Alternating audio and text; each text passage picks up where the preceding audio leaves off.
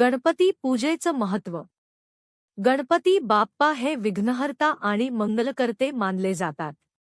कोणत्याही शुभकार्याची सुरुवात गणपती पूजेशिवाय केली जात नाही. गणपती पूजेचं महत्त्व. 1. विघ्नहर्ता. गणपतीची पूजा केल्याने जीवनातील अडथळे दूर होतात.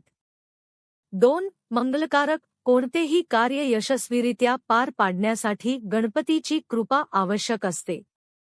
3. बुद्धी आणि ज्ञान. गणपतीला बुद्धीचा दाता मानले जाते. त्यांची पूजा केल्याने चांगली बुद्धी, निर्णय क्षमता आणि ज्ञान मिळते. 4. संपत्ती आणि समृद्धी. घरात सुख, शांती, समाधान आणि समृद्धी येते.